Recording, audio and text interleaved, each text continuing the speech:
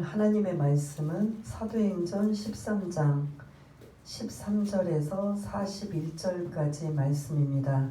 제 성경으로는 신약성경 209쪽에 있는 사도행전 13장 13절부터 41절, 지금까지 읽은 중에 아마 가장 긴 내용입니다. 그래서 이걸 다 읽을까 자를까 하다가 제가 설교를 좀 줄이는 게 낫지라고 하는 마음으로 조금 길지만 13절부터 41절까지 그 내용을 우리가 13절부터 함께 읽겠습니다. 시작.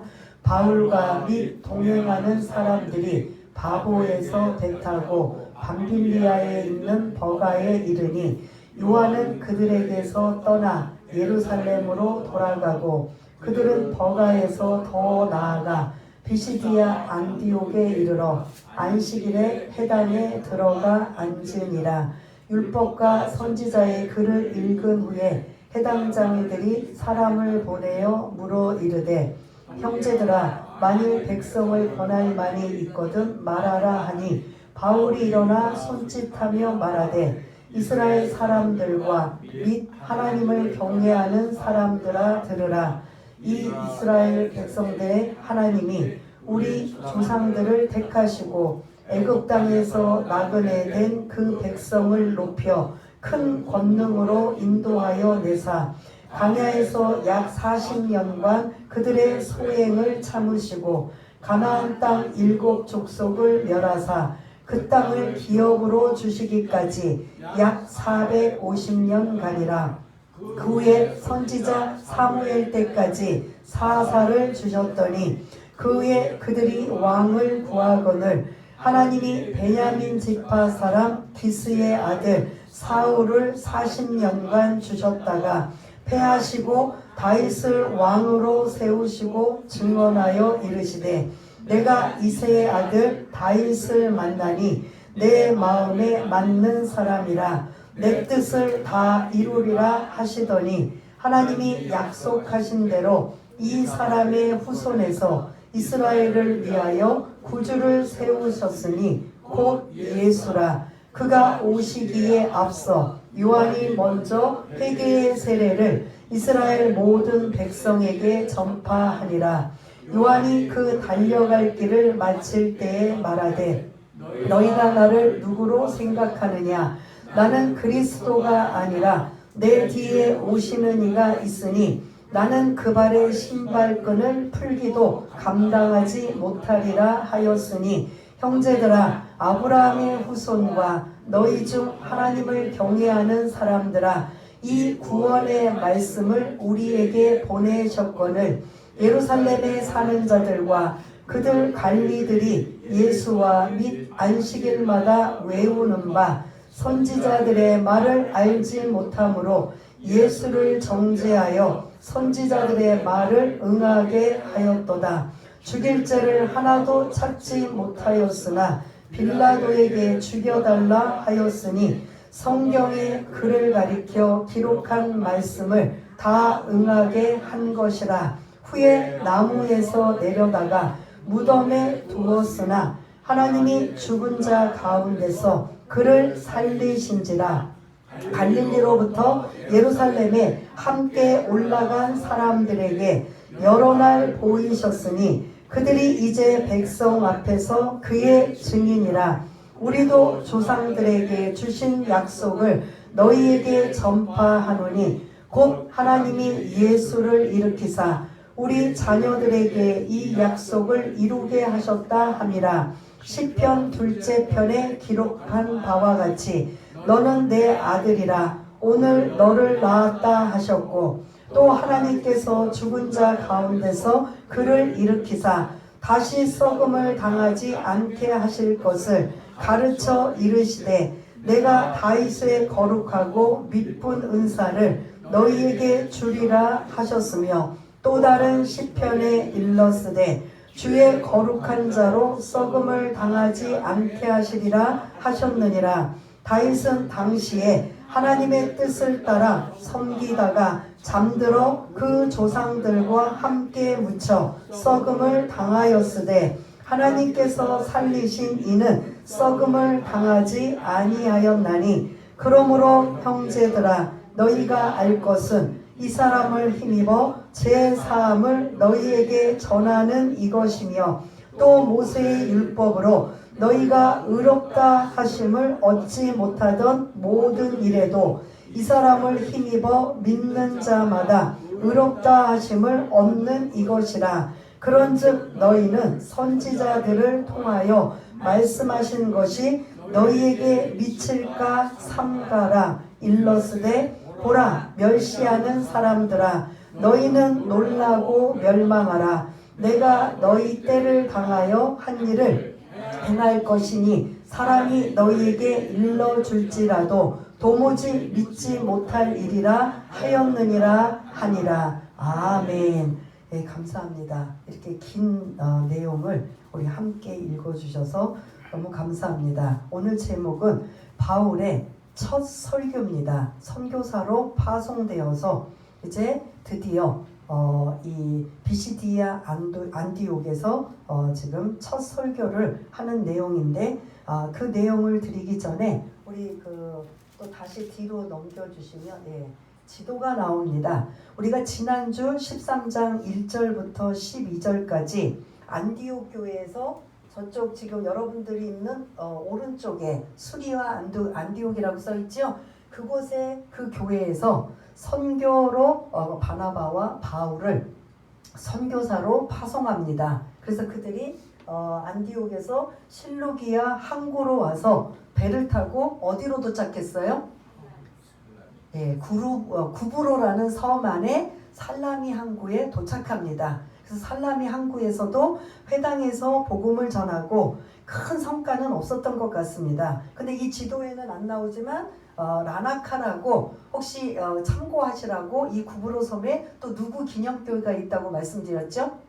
나사로의 기념교회가 있다라고 말씀을 드리고 이제 그 구브로 섬의 이쪽 끝에 또 무슨 항구가 어떤 지역이 등장해요? 바보입니다. 이 지역에서 서기오 이 구브로 섬의 총독인 이 섬을 주관하고 관장하는 서기오 바울 총독을 복음을 전하여서 예수 믿게 한 이러한 곳이 바로 이 구브로 섬의 이야기입니다. 여기까지 하면 여러분들이 어느 정도 시간이 걸렸을 것 같아요? 안디옥에서 파송해서 구브로에 왔어요. 구브로에서 살라미 그리고 바보 이 지역에 있으면서 약 어느 정도 있을 것 같아요? 하루? 일주일? 열흘? 한 달? 어느 정도일 것 같아요? 예? 지금으로 막 빠른 그런 그 교통수단을 생각하시면 안 돼요. 거의 한국까지는 걸어서 왔다고 생각하고 그 다음에 항구에서는 배를 타고 그리고 이 구브로 섬에 이동할 때도 거의 다 뭐 하면서 걸어서 복음을 전하는 일. 그 정도면 정확하게는 아니지만 이 구브로 섬까지는 약 어느 정도 걸렸을 것 같아요. 예? 아마 그렇게 보름 한 달? 아마 그렇게 걸렸을 거예요. 왜냐하면 또 그 살람이나 이 바보 지역에 또 많은 사람들에게 복음을 전할 수 있는 또 기회가 되면 뭐 금방 급해서 떠나는 건 아니니까 계속 복음을 전할 수 있는 그런 데다가 회당이 다 있었어요. 살라미에도 회당이 있었고 이 그 바보에도 회당이 있었어요. 그럼 회당에 가려면 매일 가는 게 아니라 언제 가요? 안식일. 우리식으로 말하면 무슨 요일이에요? 토요일마다 가는 거예요. 그 일주일에 한 번씩이니까 이게 매일 만나고 매일 접하면 기간이 짧을 터인데 회당에서 만날 기회가 사실은 일주일에 몇 번이에요? 한 번인 거예요. 그리고 이제 개별적으로 사적으로 뭐 가정에서 만나든지 뭐 거리 노방전도를 하면 모를까 일단은 사도 바울의 첫 번째 선교 전략은 뭐냐면 동족인 누구에게 전한다? 유대인에게 전한다. 그 다음에 그들이 거부하면 그 다음부터 누구에게 전한다? 저와 여러분들처럼 이방인들에게 전하는 거예요. 동족인 이스라엘 유대인에게 전하다가 그들이 거부하고 복음을 받아들이지 않으면 이방인에게 전하는데 이 구브로에 와서 이 바나바와 바울이 회당에서 복음을 전하는데 그게 일주일에 한 번이다 보니까 한 달도 금방 넘어갈 수 있어요. 그래서 지금 한 달이라고 하면 너무 길지 않을까? 근데 안식일을 한 일주일에 한 번씩 만난다고 생각하면 살라미를 거쳐 바보까지 간다면 사실은 한 달도 더 걸릴 수 있다 없다? 있다라는 거예요. 그래서 그냥 우리가 지도만 보면 뭐 얼마 안 걸릴 것 같으네 라고 생각해도 정확하게는 모르지만 여기서 최소한 그래도 한 달 이상은 걸리지 않았을까라는 생각을 하게 됩니다. 그래서 이제 이게 우리가 지난주에 말씀이고 이제 하살표가 구브로에서 어디로 가요? 예? 예, 버가입니다. 근데 여기 지역이 밤빌리아예요. 우리 13절에 이제 성경 지명은 밤빌리아에 있는 버가. 그러니까 조금 넓게 말하면 밤빌리아고 작은 곳은 버가라는 항구에 도착하게 됩니다. 근데 이 버가라는 지역이 작은 도시가 아니에요. 큰 도시예요. 그곳에 로마가 세울 수 있는 원형극장, 도서관, 목욕탕 이런 것들이 굉장히 많이 건설되어 있는 것이 이 버가인 걸 볼 수가 있습니다. 그래서 우리는 항구니까 버가 조그만 곳이니까 이게 바로 올라갔나 보다. 그런데 이 버가는 고온 다습이에요. 우리 아시아 쪽의 온도가 여름에 그렇잖아요. 고온이 뭐예요? 온도가 높고 그 다음에 습도가 많다. 이게 사실은 좀 이게 힘든 거예요? 안 힘든 거예요? 힘든 사람이 견디기가 사실 힘든 곳이 이 버가라는 곳이에요. 이제 버가에 도착해서 곧바로 비시디아 안디옥으로 간 것이 아니라 버가에 어느 정도 머물러 있었어요. 근데 이제 갈라디아서 4장 13절을 근거로 하면 여기서 사도 바울이 열병에 걸렸어요. 말라리아에. 그게 우리는 안 걸려봤지만 그냥 듣는 소리에 의하면 이 열병이니까 이 머리 아픈 게 바늘로 콕콕콕콕 찌르는 것 같은 고통이 있대요. 지금은 만약에 문제가 생기면 어디로 가요? 근데 그 당시는 그 병원이 있겠어요? 없겠어요? 2000년 전인데 고대라고 볼 수 있는 이 상황에 대부분 말라리아로 열병으로 우리도 왜 그 옛날 그 어린 시절 형제들이나 부모님 시절에 그 자녀들이 대부분 죽은 게 뭐예요? 이런 열병이나 이런 곳으로 많이 이 가족들을 잃은 걸 볼 수가 있는데 바울이 이 버가에 와서 이게 체력이 안 되고 열병에 걸려서 고통스러운 시간을 지금 보내고 있는 상황이에요. 그러니까 이 바울의 입장에서는 버가에서 복음을 전할 수가 없어요. 이게 너무 고통스럽고 죽을 것처럼 힘드니까 그럼 어디를 택하냐면 그 다음 단계 어디를 가야 된다? 비시디아 안디옥으로 갈 수밖에 없는 상황이 돼요. 그런데 지금 이 가운데 버가에서 비시디아 안디옥이라는 이 중간 지점에는 뭐가 있느냐면 산맥이 있어요. 타우루스 산맥이라는. 우리도 왜 강원도에 무슨 산맥이 있어요? 태백산맥이 가로질러서 그걸 넘어가야 하는 것처럼 여기는 이렇게 가로로 높이는 최고는 3,500m, 약하게는 1,200m. 그 타우루스 산맥을 넘어야 돼요. 좀 넘겨주세요. 이게 그 산맥이에요. 지금 버가라는 곳에서 누가 지금 그 어려움을 당하고 있다라고 말씀드렸어요?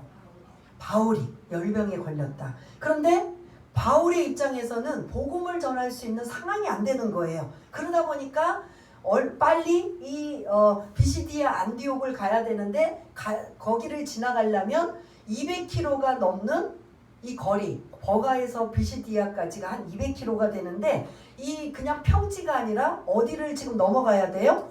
산을 넘어가야 돼요.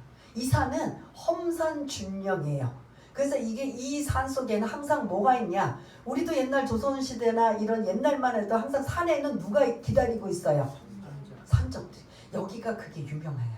로마가 이곳을 전체 이 터키를 장악해도 이 산적들을 잡지를 못할 정도로 이 산적들이 그러면 지금 여기를 건너가서 비시디아 안디옥으로 가려면 반드시 지금 누구를 만날 각오를 해야 돼요. 산적을 만나면 가지고 있는 모든 거를 빼앗기거나 아니면 목까지 잃어요. 목숨까지 잃어야 돼요. 그러나 이 비시디아 안디옥은 고산지대여서 고지대여서 고온 다습이 아니라 저온 저습이에요.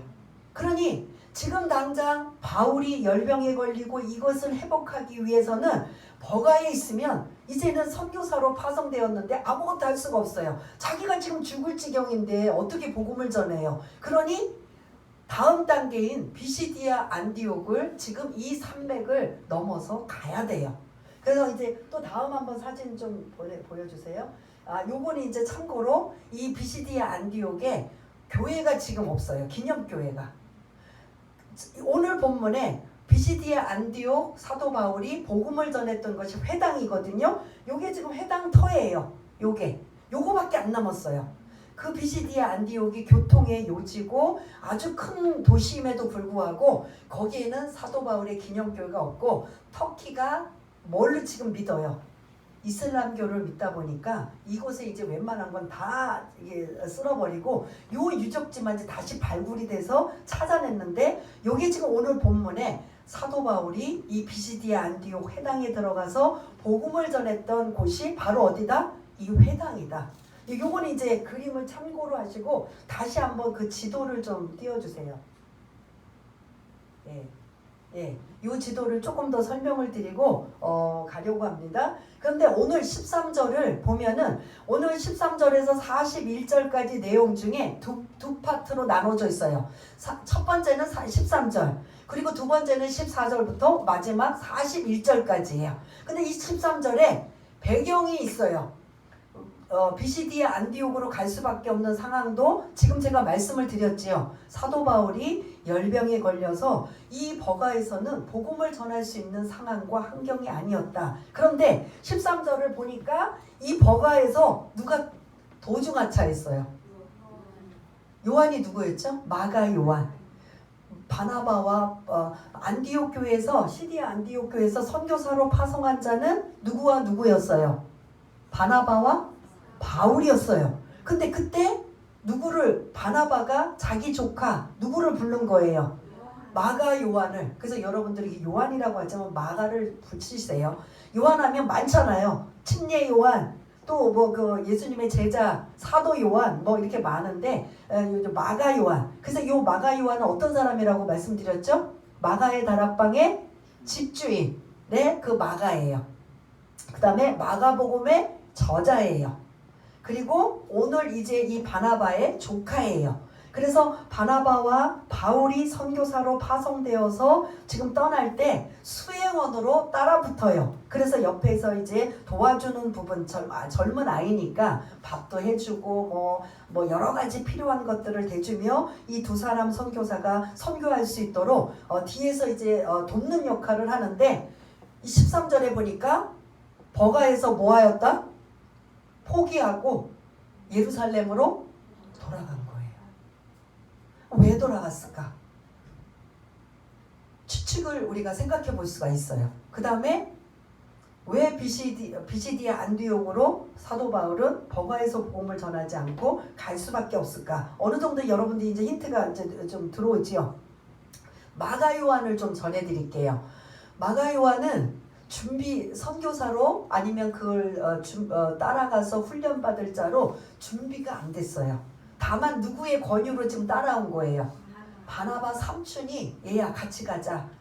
보니까 마가의 다락방에서 뭐 은혜도 받고 어쨌든 나름대로 은혜 받은 사람이잖아요. 그러다 보니까 아무래도 이 마가 요한도 선교사로 좀 훈련시키고 싶어서였는지는 모르지만 함께 가자 하고 갔어요. 가서 그냥 삼촌이 가자고 하니까 따라갔는데 이렇게 오래 걸릴 줄은 몰랐어요. 아까 그래서 제가 구부로에 어느 정도 걸렸느냐 해서 뭐 최소한 한 달은 넘었을 거예요. 더 걸릴 수도 있어요. 그래서 또 배를 타고 버가까지 갔는데 누가 지금 아파서 지금 난리가 났어요. 그 복음을 전하는 게 아니라 지금 이제 회복이 돼서 빨리 건강을 되찾아야 하는데 버가에서는 아파서 복음을 전할 수 있는 상황이 아닌데 아까 그 타우루스 산맥의 그 지형을 제가 보여드렸을 때 그 산을 넘는데 만만하다 안 만만하다? 마가 요한이 그걸 보니까 엄두가 안 나는 거예요. 그러니까 추측이에요. 이거는 성경에 없어요. 그 성경에 있습니다라고 하면 저는 이단이에요. 없는데 왜 마가가 이 버가에서 그래 좀 따라가지. 여기서 왜 그래도 젊은 애인데 나이 먹은 사람이 지금 열병에 걸려서 저기 좀 시달리고 있는데 좀 같이 가서 보살피고 좀 같이 좀 가지. 왜 여기서 포기하고 돌아갔을까? 첫 번째 이유는 이 지금 구브로 섬에서 사도 바울이 어떤 고난을 받았다고 했어요? 그 돌기둥에 묶여서 39대를 맞는 걸 누가 봤다. 그러면 놀랄까요? 안 놀랄까요? 이것도 놀랄 일이에요. 그리고 구브로 섬에서는 뭐 그렇게 매맞은 얘기만 나오지만 거기서 기다렸다는 듯이 막 그 복음을 받아들였을까요? 아닐까요? 엘루마 마술사도 방해하죠. 거기에 보통 핍박과 그 방해한 사람들도 있을 거란 말이에요. 내용에 담겨져 있진 않지만 그런 것들을 봤는데 버가에 힘들게 도착했는데 선교사인 바울은 지금 거의 쓰러져 있는 상황이고 그리고 이 산을 넘어갈 것이다 라고 생각하니 마가는 어떻을까요? 자신이 없었던 거예요. 그래서 나는 안 되겠다. 나는 돌아가야 되겠다. 또 하나 이제 선교사로 파송할 때는 시리아 안디옥 교회의 담임 목사가 누구였다고 했어요? 바나바였었어요. 그런데 이제 이 바나바를 바나바와 바울이 선교사로 파송됐을 때 그래도 이름이 누가 먼저 나왔을까요? 예? 누가 먼저 나왔을까요? 선교사로 파송될 때 두 사람 이름이 명단이 등장할 때 누구 이름이 먼저 나올까요? 바나바와 바울로 시작해서 선교사가 파송이 된 거예요. 근데 파송된 지역 구부로부터 와보니까 이제 이름이 바뀌어요. 누구로 바뀌어요? 바울이 주도적으로 해요. 그리고 바나바가 뒤에서 조력자의 역할을 해요. 왜냐? 그럴 수밖에 없는 게 앞에서 담대하게 막 그냥 선포하는 건 바나바보다 누가 더? 바울이 하는 거예요. 그러니 그렇게 할 수 있는 사람이 해야지. 할 수 있는데도 질서를 지켜야지. 그러니 얌전하고 권위 있고 위로받는 그 칭찬받는 바나바가 먼저 하십시오. 이러는 상황이 아니란 말이에요. 교회 안에서 이런 것에서는 다 질서가 어느 정도 잡혀있고 유지가 되니까 바나바가 앞장서서 시작하면서 따라올 수 있지만 이방인 지역에 가서 복음을 전할 때는 어떤 일을 만나고 어떻게 선포하고 어떻게 해야 될지를 사실은 이 약한 자보다 강한 자가 중에 누가 더 이걸 해야 될 필요성이 있어요. 바울인 거죠. 그러다 보니까 이름이 이제는 누가 먼저 등장한다? 그래서 오늘도 계속 바울이에요. 그러면 옆에 바나바가 있어요, 없어요? 있음에도 이제는 바나바는 이름이 이제는 등장하지 않아요. 대부분 다 이제 앞에서 추진하는 게 누구예요? 오늘 설교도 바울이 하고 이제 계속 바울이 지금 이끌고 가는 주도적인 역할이 지도자가 지금 바뀌어 있는 모습인데 마가 요한이 추측컨대 출발해서 왔을 때는 자기 삼촌이 뭐였어요? 주도적으로 이끌었는데 구부로부터 와서 보니까 이제 상황이 뭘로 바뀌었다? 바울로 바뀐 거예요. 그러니까 인간적으로 본다면 마가 요한은 지금 그 상황도 마음에 든다 안 든다? 안 들어요. 안 들어요. 영적으로 지금 선교 훈련도 받지 않아서 지금 이 경험하는 이 모든 것들도 감당하기가 힘들어요.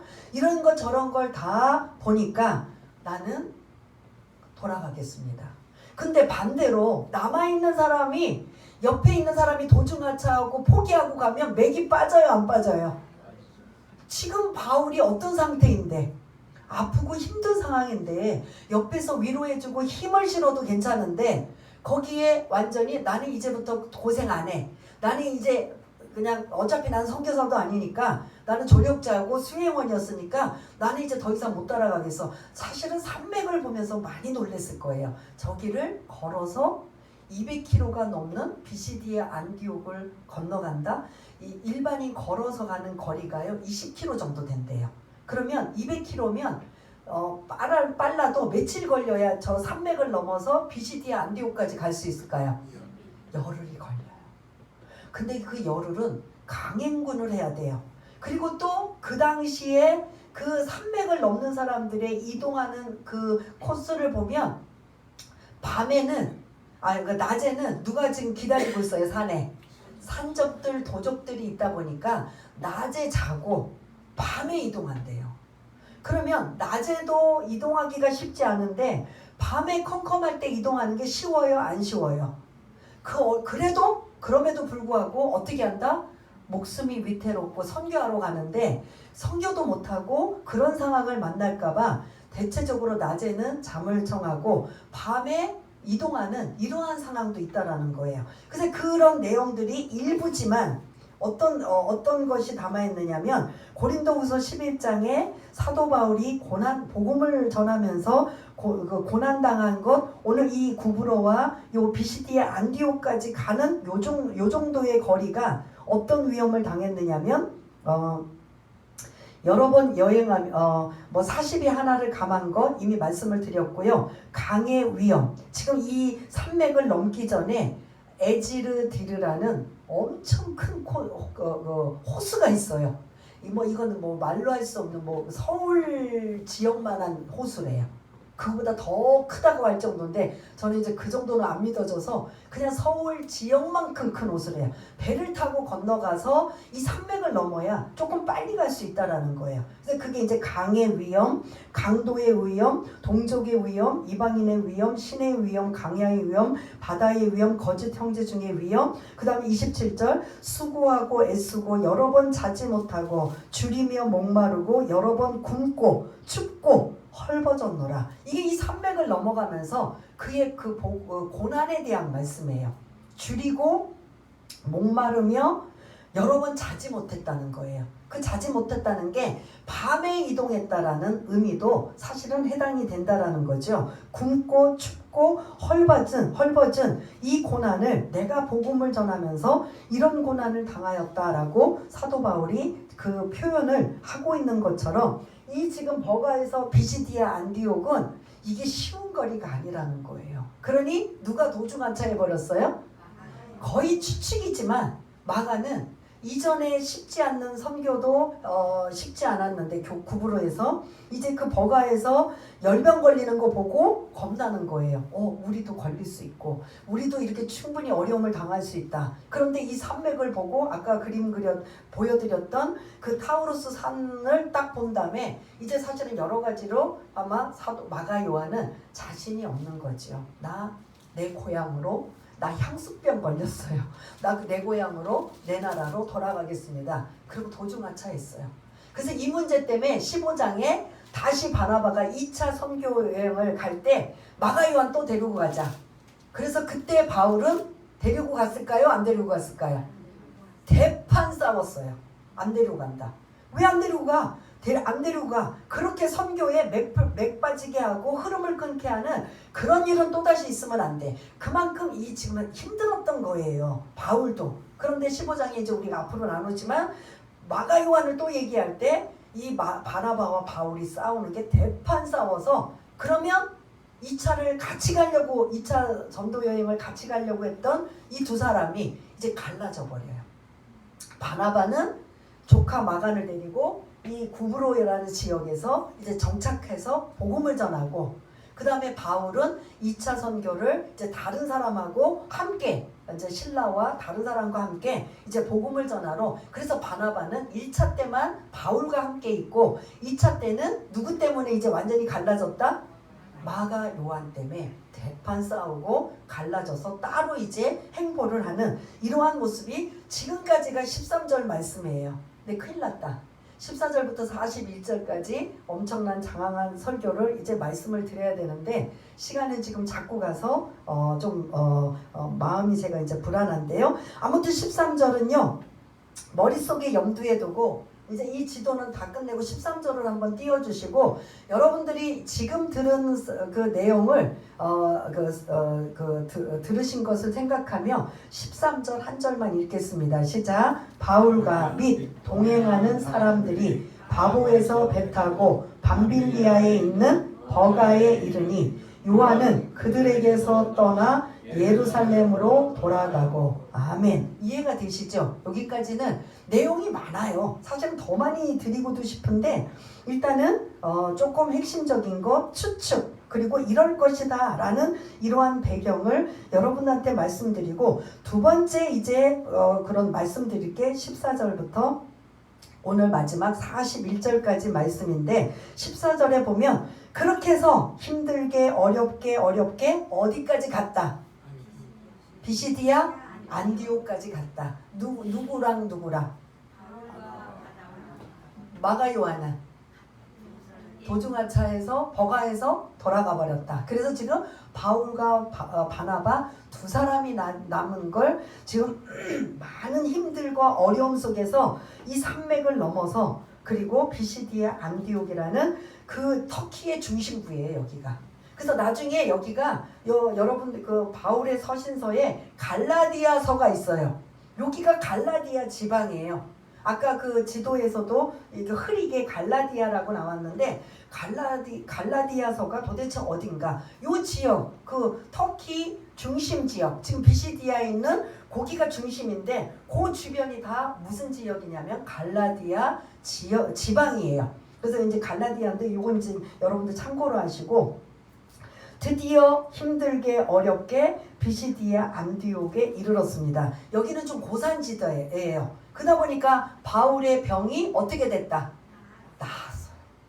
나았어요. 그렇게 힘들게 어렵게 고통스러웠는데 그 몸으로 이 산을 넘어간 거예요. 그런데 산을 오르면서 계속 산지로 오를 때마다 춥고 또 더운 거, 습도가 높은 거 이런 것들을 자꾸 벗어나고 이 비시디아 안디옥 자체가 좀 고지대거든요. 그러다 보니까 버가에 있는 지역하고는 완전히 다른 이러한 그런 기후와 지형인 걸 볼 수가 있는데 이런 비시디아 안디옥에 그는 가장 먼저 어디를 갔다? 회당에 들어갔다. 14절 들으시죠. 이제 그 좀 빨리빨리 이제 그 저기를 PPT를 좀 넘겨주세요. 그래서 지금 회당에 들어가 앉았다. 그럼 이날은 어느 요일이에요? 유대인들이 많이 모이는 토요일에 작정을 하고 지금 바울과 바나바가 지금 들어갔어요. 그랬더니 그 안식일날 15절에는 예배드리는 모습이에요. 예배드리는 여러 가지 이제 우리처럼 이렇게 순서를 가지고 예배를 드리는데 회당장이 율법과 선지자의 글을 항상 율법은 모세오경, 창세기, 출애굽기, 레위기, 신명기, 민수기 중에 하나를 택해서 읽고 선지서, 예언서 이런 것을 골라서 하나씩 읽은 다음에 해당장이 그 모인 사람들에게 혹시 이 읽은 내용 중에 누군가 설교하고 싶은 사람이 있으면 설교하십시오. 말씀을 나누십시오. 그러면 해요. 거기 앉아있는 분들이. 그런데 아무도 없으면 누가 한다? 한다는 사람이 없으면 회당장이 하는 거예요. 그런데 그런 와중에 율법과 선지자를 읽은 다음에 똑같이 바울과 바나바가 이 회당에 앉아있을 때 오늘 이 말씀을 설교하실 분 있으면 손 들어보세요. 누가 손 들었을까요? 바울이 손 들은 거예요. 이걸 기회로 온 거거든요. 바울이 일어나서 16절 이제 보통 설교는 앉아서 하거든요. 앞에 나가서 그 모세 그 율법 그 의자가 있다 하고 뭐 의자 같은데 이제 앉아서 이렇게 설교를 하게 되는데 바울은 그 회중이 있는데 아까 그 기념교회 살짝 보여드렸죠. 반원형으로 되어 있는 곳에 그곳에 모이면 사실 얼마나 모였겠어요? 한 10명 미만? 많아야 10명 좀 넘는 이런 정도였을 거예요. 근데 그곳을 앉아서 설교하는 게 아니라 왔다 갔다 하면서 사람들의 반응도 보고 하면서 17절부터 설교하는데 16절은 아무리 시간이 많이 가도 설명을 드려야 돼요. 16절을 좀 띄워주시면 바울이 이제 자기가 설교하겠다고 일어나서 손짓하며 말하되 거기서 이제 대상을 뭐라고 하느냐? 두 부류의 대상을 말해요. 누구랑 누구죠? 이스라엘 사람들과 및 하나님을 경외하는 사람들아 들으라. 그러면 뭐예요? 이스라엘 사람들 하면 누구예요? 유대인이에요. 그럼 하나님을 경외하는 사람들아는 누구예요? 어떻게 이방인이라고요? 유대교회에 입교한 사람 아니면 유대교회에 관심을 가지고 있는 사람 즉 여러분들이 말씀하신 이방인이에요. 그러니까 여기서 다른 말로 사도 바울이 유대인과 이방인들 들으시오 라고 이제 이러면서 17절부터 41절까지 설교를 하는데 요거는 이제 제가 다다다다닥 좀 빨리 하겠습니다. 네 파트로 설교를 해요. 17절부터 22절까지의 그 설교는 구약 역사 구약에 있는 말씀을 가지고 설교를 하는데 17절을 띄워주시면 시작이 누가 주어가 나와요? 이스라엘 백성의 하나님이. 그럼 누구란 소리예요? 하나님이. 누구의 하나님? 이스라엘 역사를 말해야 되니까 누구의 하나님? 이스라엘 백성의 하나님 하고 지금 나와요. 그러면 시작이 누구예요? 누구를 지금 드러내고 있어요? 하나님이에요. 하나님이 구약 17절부터 22절까지 아브라함을 부르시고 그 다음에 출애굽하며 그 다음에 광야 40년 그리고 사사기 시대 그리고 가나안 땅에 들어와서 사사기 시대 열왕기 시대 이러한 시대를 쭉 설명하고 21절을 빨리 넘겨주시면 구약의 역사 그들이 알고 있는 공감대를 형성하는 구약의 하나님이 이스라엘의 역사를 이끄셨다라는 그런 하나님이 그렇게 이스라엘이 세워진 건 전적인 하나님의 역사와 은혜와 섭리였다. 이 내용이에요. 그걸 가지고 이제 여러분들이 나중에 이제 17절부터 21절까지 읽으시길 바라겠고요. 22절에 보니까 누가 나와요? 다윗이 나와요. 이스라엘 백성들이 하나님이 계속 역사 가운데 은혜를 베푸시고 인도하였는데 어느 순간 백성들이 뭐냐면 우리에게도 뭘 달라? 왕을 달라 요구해요. 이웃 나라들은 다 있는데 하나님이 왕이시니 너희들은 왕이 필요 없다. 왕이신 하나님이 너희들을 통치할 거다, 다스릴 거다라고 했는데도 백성들은 그런 하나님 말고 우리 눈에 보이는 뭐를 달라? 왕을 달라고 자꾸 요구하니까 하나님이 어쩔 수 없이 실망한 채로 왕을 세웠는데 그 왕이 사울 왕이에요. 일대 왕이. 근데 이 일대 사울 왕은 하나님의 마음에 이제 실망한 왕이에요. 처음에는 초심으로 잘하다가 시간이 지나면서 변질이 되어서 이제는 이 왕이 있어도 되고 없어도 되는 왕이 된 거예요. 그래서 하나님 마음에 합한 두 번째 왕이 누구예요? 다윗 왕을 세우신 거예요.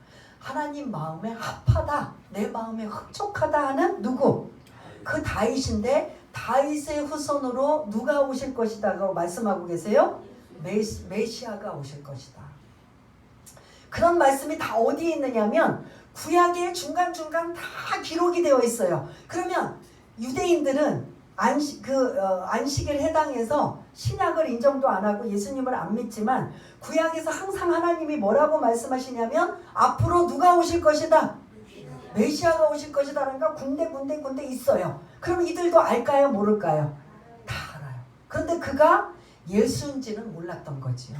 그리고 그들이 기대한 메시아는 예수가 그렇게 올 줄을 모르는 거예요. 그런 다윗과 같이 백마를 타고 힘이 있어서 로마를 제압하고 우리가 정말 그렇게 구속을 당하고 압박을 당하는 이런 모든 자유를 해방시킬 수 있는 건 힘을 가진 이러한 다윗과 같은 왕 메시아가 올 것이다라고 생각했는데 정작 메시아 되신 예수님은 어떤 모습으로 오셔요? 보잘것없고 초라하고 나약하고 힘없는 모습. 그러면서 이제 그런 엄청난 일들도 감당하지만 그냥 사람들이 겉모습으로 보기에는 어떤 모습이에요? 완전히 보잘것없고 초라한 모습이에요. 그러니까 사람들이 메시아라고 인정을 안 해주는 거예요. 그러한 지금 22절을 보면 22절 그 다음에 이제 23절을 띄워주시면 조금 말씀드린 다윗의 후손으로 메시아가 오실 것인데 그 메시아가 바로 23절에 이 사람이다 라고 설명해요. 23절 한번 읽어볼까요? 시작. 하나님이 약속하신 대로 이 사람의 후손에서 이스라엘을 위하여 구주를 세우셨으니 곧 예수라. 이해가 되시지요? 역사를 쭉 하면서 다윗에서 멈춰요. 그리고 다윗은 내 마음에 합한 자다. 그 내 마음에 합한 자의 후손으로 메시아가 오실 것이다. 그래서 이 메시아는 이스라엘을 위하여 구주를 세울 것인데 그 사람의 이름은 무엇이다? 예수다. 예수라는 뜻이 자기 백성을 저희 죄에서 구원할 자라는 죄에서 구원이라는 뜻이 예수라는 뜻인 거잖아요. 이러한 두 번째 이제 내용 중에 23절부터 25절까지 예수님에 대한 말씀, 메시아, 앞으로 오실 그 메시아가 구약에서는 예수다. 그런데 실제 이 상황에서는 예수가 이미 오셨어요? 안 오셨어요? 네? 이 지금 본문에서 바울이 복음을 전할 때는 예수가 오셨어요? 안 오셨어요? 오시고 뭐 하셨어요? 십자가에 죽으시고 부활하셨단 말이에요. 그래서 이 내용도 다 어떻게 하느냐? 구약에 있다 없다. 구약에 다 있어요. 이거 뭐 성경 공부 같으면 구약 우리 하나씩 찾아봅시다 해서 다 할 텐데 이미 메시아가 오실 것이라는 말씀을 곳곳에 군데군데 다 기록이 되어 있어요. 근데 이제 저는 이제 시간이 짧아서 이제 지금 마무리할 시간인데 이제 한 반 정도 지금 왔기 때문에 그렇게 이스라엘을 위하여 구주를 세우실 자 곧 예수인데 이미 그 예수는 오셔서 27절을 또 해주시면 27절을 띄워주세요. 27절을 여러분 눈으로 보세요. 예루살렘에 사는 자들 그들의 관리들이 예수와 및 안식일마다 외우는 선지자들의 말을 알지 못하므로 안식일마다 그 선지자들 율법과 선지자들 통해서 그 메시아 예수가 오신다라는 말씀을 그렇게 그들은 전하고 알리면서도 예수를 결국 어떻게 했다? 정죄하여 선지자들의 말을 응하게 하였도다. 28절 죽일 죄를 하나도 찾지 못하였으나 빌라도에게 많은 사내들인 공회의원부터 시작해서 지도자들이 예수를 뭐 해달라? 이해가 되시죠? 이게 십자가의 죽으심이에요. 그거를 지금 사도 바울이 그 유대인 해당에서 누구 얘기를 지금 계속하고 있어요? 예수님 얘기. 근데 이전에는 이 해당에서는 예수라는 사람이 등장했어요? 안 했어요? 전혀 아니에요. 그러니까 지금까지 들어보지 못한 회당에서 누구 얘기만 지금 계속 주인공으로 등장해요. 구약의 역사도 이 예수를 예언한 거고 실제로 그 예수가 오셨는데 그 사내들인 공회원을 통해서 지도자들이 죽이라고 해서 빌라도의 그런 최종 사형 언도를 받아서 예수가 십자가에 죽으셨다. 이 얘기를 지금 누가 얘기하고 있어요? 사도 바울이 지금 이 유대인 해당에서 이 복음을 전하고 있어요. 그러면서 29절까지는 이제 그 십자가의 죽으심이고 30절부터 37절까지는 가장 핵심이 뭐냐면 십자가 다음에 뭐예요? 부활이에요. 부활을 강조하고 부활. 사도 바울이 다메섹에서 무슨 주님을 만났어요? 부활의 주님을 만났잖아요. 부활의 주님을 만난 부활이 핵심이에요. 예수도 핵심이지만 예수가 핵심이고 예수에서도 뭘 강조하느냐? 부활에 대한 것을 강조하고 있어요. 여러분 30절 이제 PPT를 좀 띄워주시면 30절 하나님이 죽은 자 가운데서 그를 살리신지라 이 죽음이에요? 부활이에요? 부활이에요. 31절 갈릴리로부터 예루살렘에 함께 올라간 사람들에게 여러 날 보이셨으니 언제? 지금 갈릴리로 많은 제자들과 많은 사람들에게 예수님을 보여주셨어요. 언제 후에? 부활 후에. 부활이에요. 지금 30절도 부활, 31절도 부활. 그 다음에 33절 띄워주세요. 곧 하나님이 예수를 일으키사. 이건 뭐예요? 뭐예요? 십자가예요? 십자가의 죽음이에요? 부활이에요? 부활이에요. 또 못 읽겠어요. 지금 길어서. 그 다음에 34절 또 하나님께서 죽은 자 가운데서 그를 일으키사. 이게 십자가의 죽음이에요? 부활이에요? 죽음에서 부활하셨다 라는 걸 지금 이 33절에는 시편 그 2편 그 다음에 34절에서는 시편 50 이사야 55장 그 다음에 또 37절을 띄워주세요. 하나님께서 살리신 이는 썩음을 당하지 아니하였나니. 이게 십자가의 죽음이에요? 부활이에요? 부활이에요. 이렇게 5번을 이 긴 내용 중에 가장 많은 내용을 할애한 게 예수님의 뭐를 강조하고 있어요? 부활을 강조해요. 예수님 외에는 부활한 자가 있다 없다.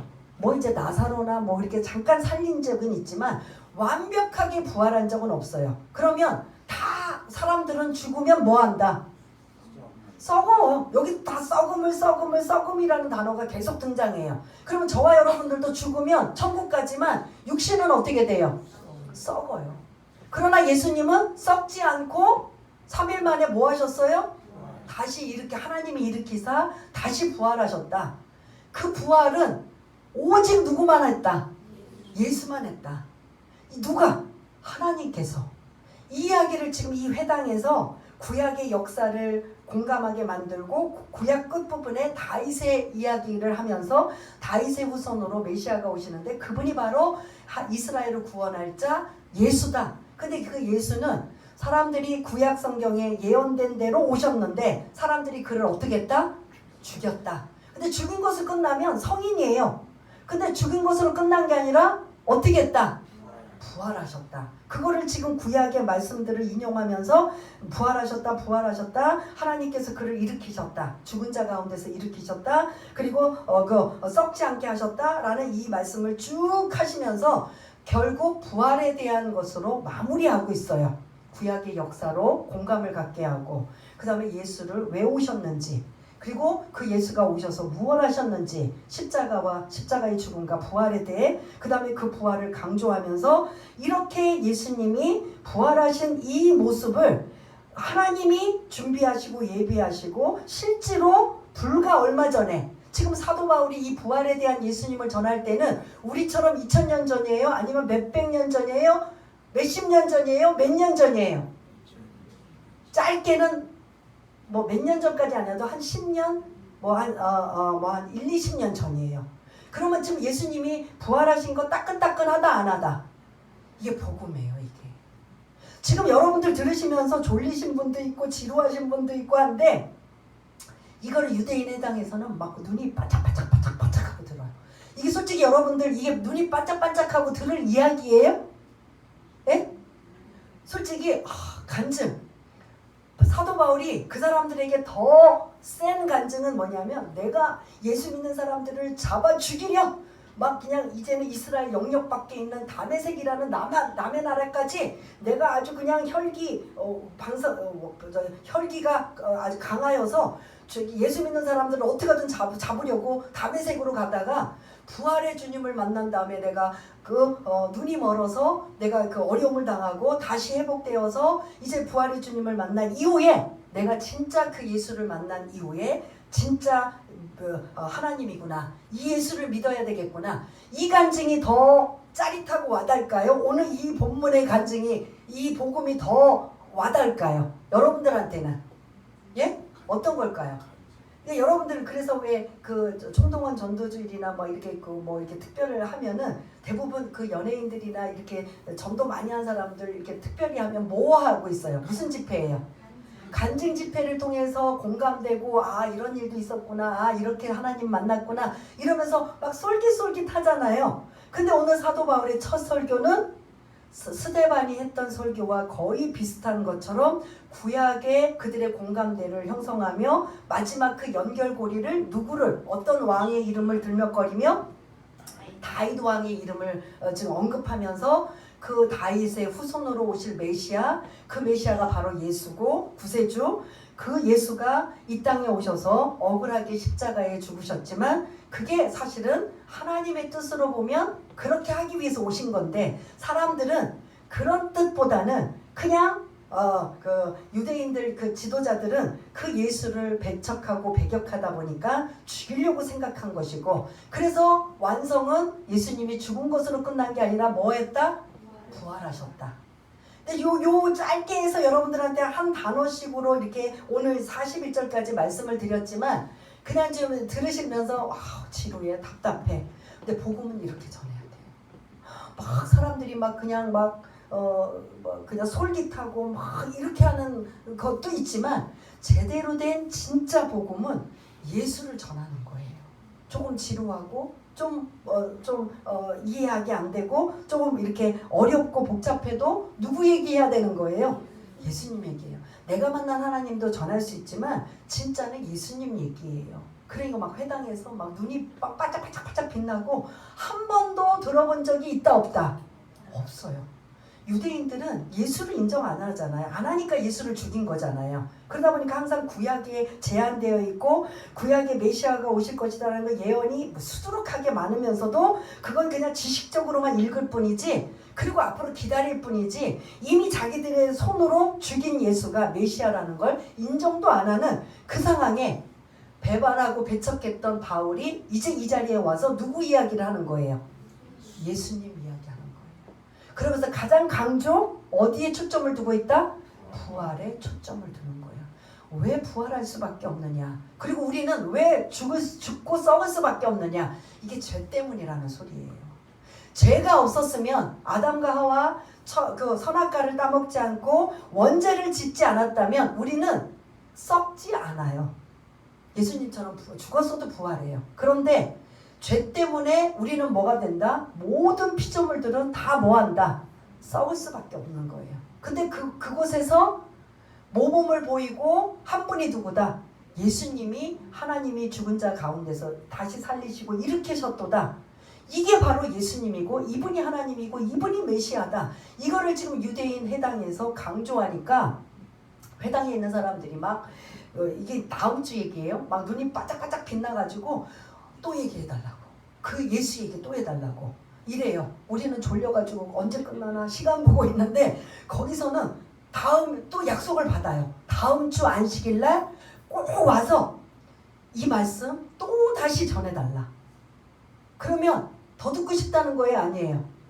요새 요 얘기하니까 갑자기 우리 유구마 권사님 생각나요. 중국에는요, 지금은 이제 아니지만 다 이제 뭐 차단하고 못하지만 한참 막 복음이 들어가고 할 때는 거긴 주의종들도 없고 신학교를 제대로 공부한 사람들이 없다 보니까 그 막 한국에나 아니면 주변에 다른 나라에서 막 신학교 교수들이나 목사님들이 와서 말씀을 이렇게 막 가리키면 그들이 어떻게 해요? 그 시간 더 붙잡아요. 뭐 어떻게 제가 거짓말하는 게 아니라 저는 이제 이전에도 교회에서 많이 들었지만 실제로 이제 그거를 권사님한테 여쭤봤더니 그랬대요. 했던 지금까지 한 설교 뭐 또 해달라는 소리예요. 만약에 준비가 안 되어 있습니다. 그러면 지금까지 한 설교를 또 리바이벌을 해서 반복해서 또 알려주십시오. 그들은 그렇게 뭐하고 있다? 말씀의 갈급함이 있었던 이러한 걸 볼 수가 있는데 여기서도 이 비지디아 안디옥에 해당해서 사람들이 충격을 먹은 거예요. 누구 이야기 때문에? 예수님의 이야기에 충격을 먹고 그래서 또 들려달라 또 들려 다음 주에 꼭 와. 우리가 더 많이 그래서 막 더 많이 막 거기가 꽉 차서 넘치게 될 정도로 그 다음 주에 그 들었던 사람들이 자기 가족, 이웃, 친지를 막 전도를 해서 더 많은 사람들이 그 온 도시에 가득할 정도로 더 많이 온 거예요. 근데 그건 이제 다음 주고 오늘 이제 마지막 38절, 39절이 결론이에요. 결론 말씀하고 이제 마무리하겠습니다. 결론 말씀드리기 전에 38절, 39절 함께 읽겠습니다. 시작. 그러므로 형제들아 너희가 알 것은 이 사람을 힘입어 제사함을 너희에게 전하는 이것이며 또 모세의 율법으로 너희가 의롭다 하심을 얻지 못하던 모든 일에도 이 사람을 힘입어 믿는 자마다 의롭다 하심을 얻는 이것이라. 아멘. 38절에 핵심 단어가 있어요. 찾아보세요. 제사. 또 39절에 의롭다. 이거 어디서 많이 나온 얘기죠? 로마서에서 많이 나온 이야기예요. 예수 믿으면 예수를 나의 구세주로 영접하면 내 죄 문제를 예수님이 어떻게 해줘요? 사해 주시는 제사함을 받는 것이고 또 하나 그것만 끝나는 게 아니라 의롭다함을 받아서 내가 하나님의 자녀가 되는 구원받는 이거 구원받으려면 누구를 믿어야 돼요? 예수를 믿게 되면 받는 복이 두 가지라는 거죠. 38절에 어떤 복? 제사함의 복. 제사함이 없으면 하나님의 관계가 차단이 돼서 어떤 은혜도 받을 수가 없어요.